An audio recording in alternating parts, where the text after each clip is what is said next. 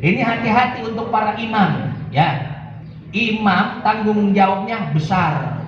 Imam bukan hanya bawa sholatnya sendiri, tapi dia bawa sholatnya makmum.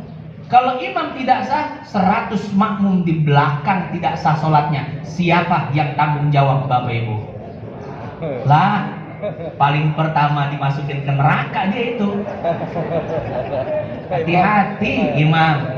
Kudu tahu hukum sholat, kudu tahu hukum tajwid. Makanya DKM perhatikan siapa orang yang benar-benar layak jadi imam.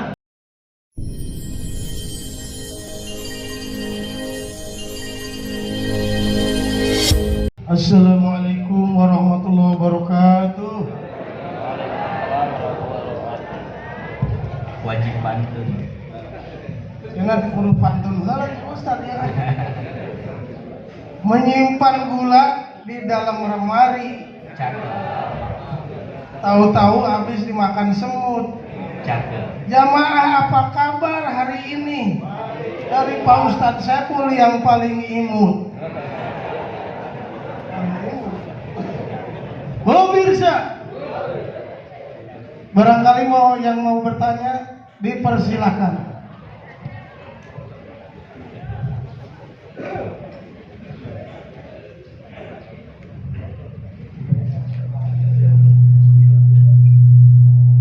Bismillahirrahmanirrahim. Assalamualaikum warahmatullahi wabarakatuh. Waalaikumsalam. Alhamdulillah, amma ba'du. Mohon maaf Ustaz, sebelumnya saya mau bertanya bahwa tadi Ustaz mengatakan dalam mukadimah pengajian kita, apabila kita melaksanakan suatu ibadah, kalau kita tanpa ilmu, Allah akan tolak dan Allah akan tidak terima amal kita karena kita tidak mempunyai ilmu. Yang saya bertanya, berlaku pula kepada orang yang bodoh atau orang yang dungu, atau dalam artian orang tersebut tidak pernah sekolah, baik itu secara formal maupun non formal. Jadi orang-orang yang tidak sekolah atau tidak berilmu merasa pesimis dengan apa yang tadi Ustadz gambarkan, bahwa beribadah itu tanpa ilmu akan Allah tolak, Allah akan tidak terima amal orang tersebut. Maka orang-orang yang tidak berilmu, saya rasa semuanya pesimis. Buat apa gua sholat, buat apa gua puasa, buat apa gua berbuat baik kalau Allah tolak. Jadi yang saya lebih tekankan kepada Ustadz, pertanyaannya ialah jangan sampai Allah menolak apa yang kita kerjakan di dalam beribadah. Kita harus bagaimana? Karena kita sudah berusaha semaksimal mungkin Ustaz. Orang-orang yang tidak punya ilmu itu tidak sekolah, bahkan tidak buta huruf, itu bagaimana Ustaz? Agar dia segala apa-apa yang dilaksanakan ibadahnya supaya Allah istilahnya agak toleransilah kepada orang-orang tersebut supaya segala amal ibadahnya Allah terima. Itulah pertanyaan dari saya. Billahi taufiq wal hidayah.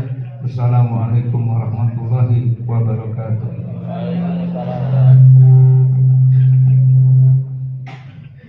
Iya.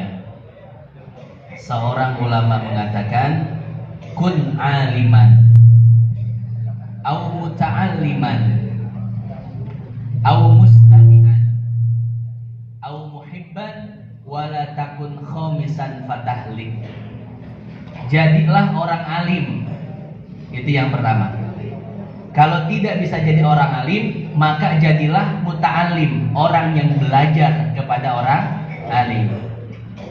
Kalau tidak bisa belajar kepada orang alim, maka jadilah orang yang mendengarkan perkataan orang alim.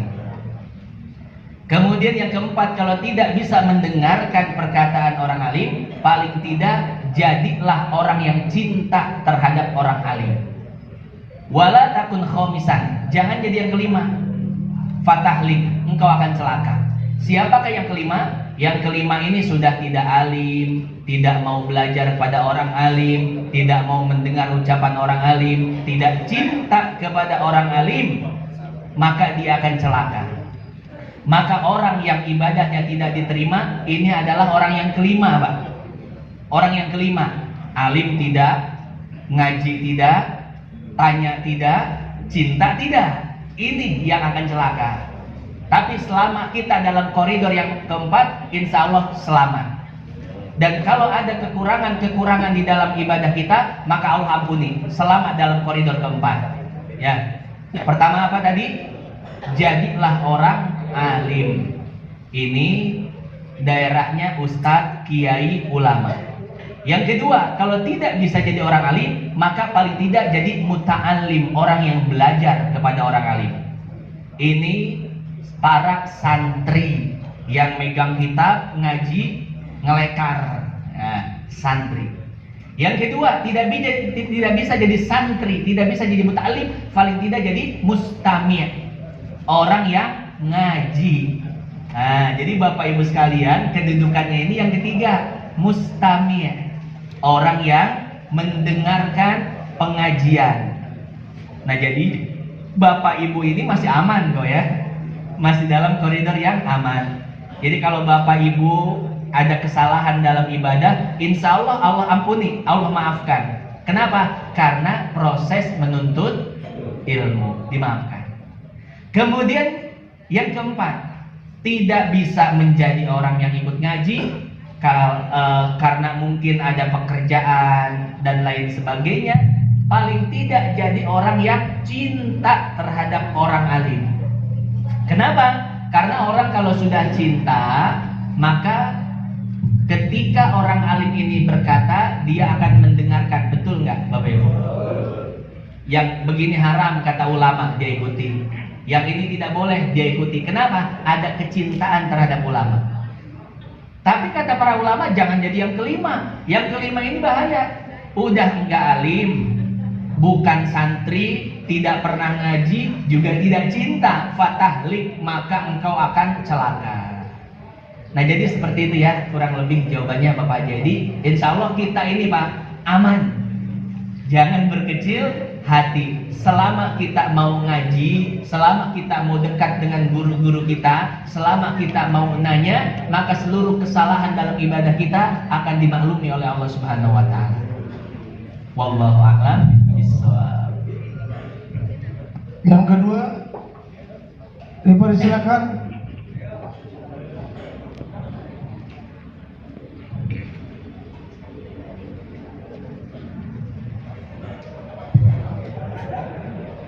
Bismillah, assalamualaikum warahmatullahi wabarakatuh. Waalaikumsalam warahmatullahi wabarakatuh. Alhamdulillah, Ustaz, kita semua bisa hadir di tempat yang mulia. Mudah-mudahan kajian pada pagi hari ini akan membawa kepada umat yang selamat dunia akhirat.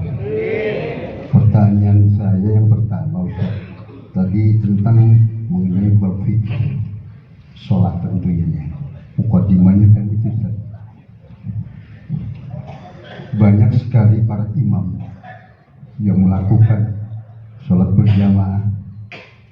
Itu tadi tentang masalah sunat, wajib dan rukun di dalam sholat. Itu yang jarang sekali untuk dilakukan secara istiqomah. Sementara Ustadz bilang tadi ada para alim ulama yang 60 tahun sholat, tapi tentunya ibadah sholat yang tidak diterima oleh Allah. Oleh karenanya saya mohon keterangan untuk jauh lebih mengerti para jamaah yang hadir pada hari ini, supaya mereka bisa merubah tatanan sholatnya agar mereka terima ibadahnya oleh Allah Subhanahu. Itu yang pertama. Kemudian yang kedua tentang masalah begitu dahsyat dan hebatnya sakaratul maut.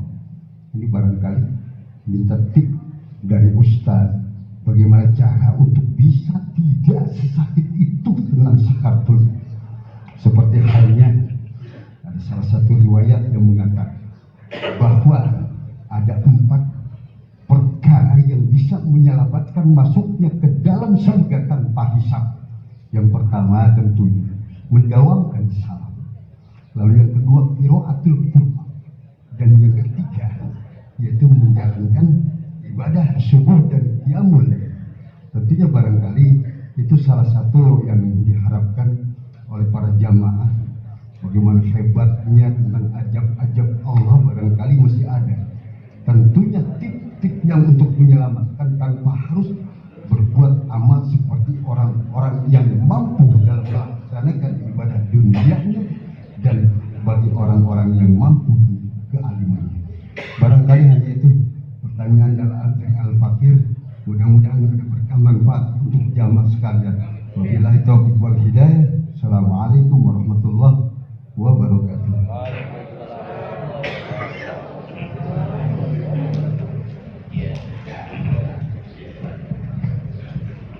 Rasulullah Shallallahu Alaihi Wasallam bersabda, "Idza qumta ila shalah fa asbighil wudu, tsumma qra' ma tayassara minal Qur'an, tsumma rka' hatta tatma'inna raki'an, tsumma rfa' hatta ta'tadilla qa'iman, tsumma isjud hatta tatma'inna sajidan, tsumma ijlis hatta tatma'inna jalisan, tsumma isjud hatta tatma'inna sajidan, tsumma ijlis hatta tatma'inna jalisan, waf'al kulla dzalika fi kulli sholati." Ini hadis sahih. Intinya bahwa sholat yang benar adalah sholat yang disertai dengan kekhusyuan. Khusyuk paling tidak adalah ketenangan di dalam gerakan. Artinya sholat itu jangan tergesa-gesa. Ketika baca Al-Fatihah, maka baca Al-Fatihah jangan tergesa-gesa. Begitu takbir, Allahu Akbar, Bismillahirrahmanirrahim, Alhamdulillahi Rabbil Alamin, Ar-Rahmanirrahim. Walaupun sholatnya sendirian, walaupun bacaannya kecil, maka jangan tergesa-gesa. Apa kata Allah? Warattilil Qur'ana tartila. Bacalah Quran secara tartil. Apa itu tartil? Kata Ali bin Abi Thalib, yang namanya tartil adalah tajwidul huruf wa ma'rifatul wuquf.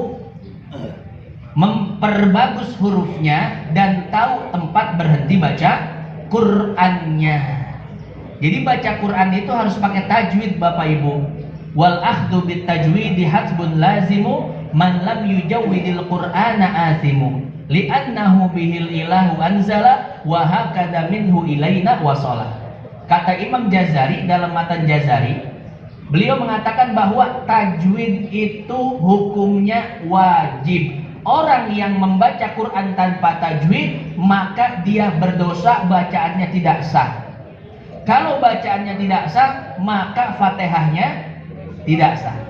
Kalau Fatihahnya tidak sah, maka sholatnya, maka wajar kalau Nabi mengatakan selama 60 tahun sedikit pun sholatnya tidak diterima oleh Allah. Maka saya wanti-wanti kepada bapak dan ibu sekalian, baca Quran tajwidnya harus betul. Ustaz, tajwid saya masih berantakan. Gak apa-apa, dimaklum oleh Allah selama kita masih belajar. Tapi kalau udah yang gak mau belajar Quran lagi, tahu baca Qurannya belepotan, tapi gak mau baca Quran, hati-hati. Bisa jadi termasuk dari hadis tersebut. Kemudian saya wanti-wanti terhadap para imam. Imam biasanya bacaan tartil hanya pada rokaat pertama, rokaat kedua, betul nggak? Ketika suaranya kencang, Bismillahirrahmanirrahim. Wah, saya nggak bisa ada meraktekinnya karena suaranya made in China. Gampang soal. Di rokaat pertama kedua biasanya imam bacanya bagus, tartil. Kenapa? Didengar sama makmum. Begitu rokaat ketiga keempat, Bismillahirrahmanirrahim, Alhamdulillahirrahmanirrahim, Ar-Rahmanirrahim, Maliki yaumiddin, iyyaka na'budu wa iyyaka nasta'in, ihdinas siratal mustaqim, siratal ladzina an'amta 'alaihim ghairil maghdubi 'alaihim waladdallin. Amin. Mau ini sholat di hadapan siapa? Sholat untuk manusia atau sholat untuk Allah? Kita kan sholat itu benar-benar menghadirkan diri di hadapan Allah.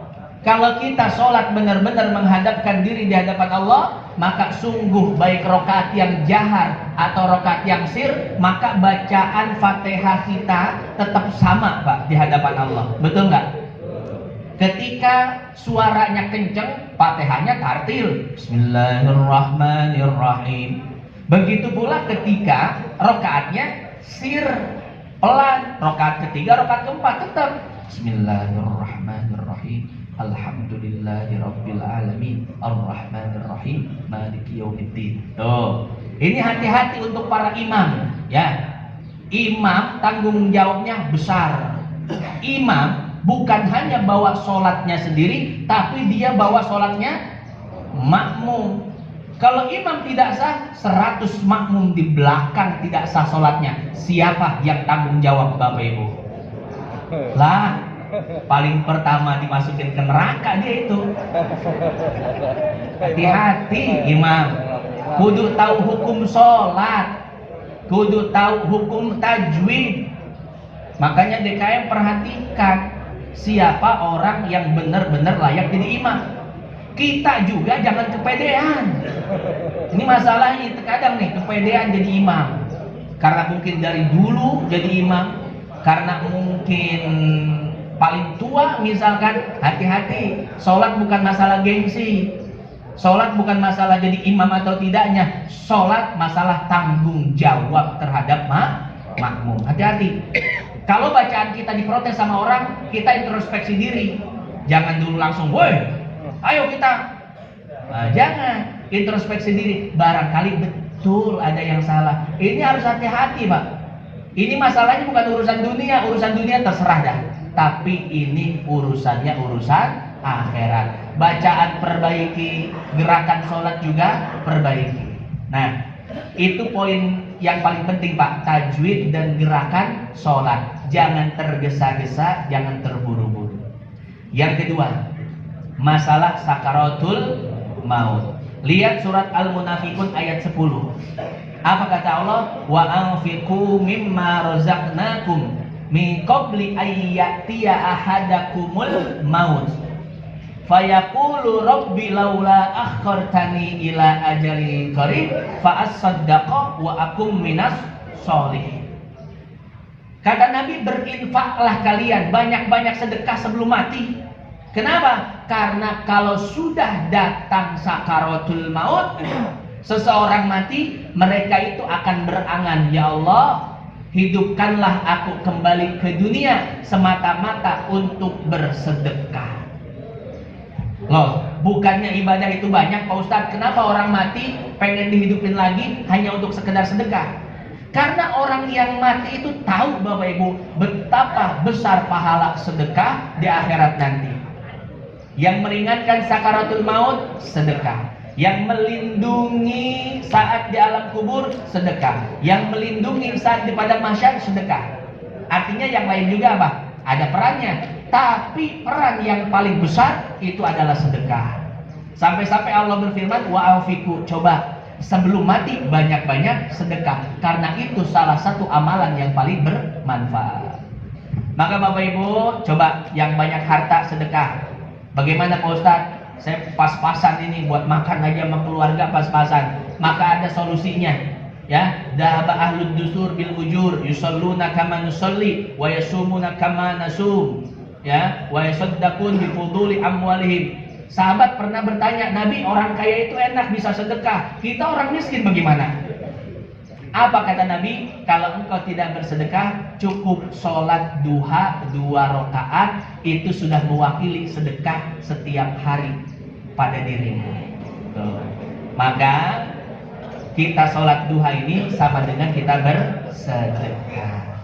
Maka itulah jawabannya. Wallahu a'lam bishawab. Ya, yang ketiga, ibu-ibu kali nih barangkali enggak, ya udah, terus paling ntar ibu-ibu mah kan, ayah hiji deh cenah ya, Oh iya. arek mang, bapak itu, Ya, satu lagi, witir. Innallaha yuhibbul witra, Allah suka yang witir. Auzubillahi minasyaitonir rajim. Bismillahirrahmanirrahim. Assalamualaikum warahmatullahi taala wabarakatuh. Menarik tapi sieun pisan Pak Ustaz. Bab syakaratul maut. Mohon penjelasan manakala orang meninggal lewat prosesi syakaratul maut dengan orang meninggal kecelakaan Pak Ustaz. Kecelakaan seperti kecebur, katabrak kereta, seperti katembak, Ferdi Sambo. Iya, jelas. Tauhid ya. Tempura.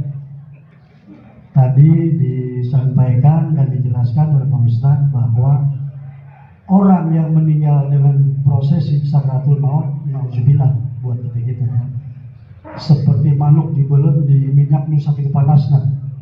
Nah, terkait dengan orang yang meninggal kecelakaan seperti tadi, lebih sakit mana, Pak Ustaz? Wallahu muwaffiq ila aqwamit thoriq. Wassalamualaikum warahmatullahi taala wabarakatuh. Waalaikumsalam warahmatullahi wabarakatuh. Mukos Ferdi Sambo ya.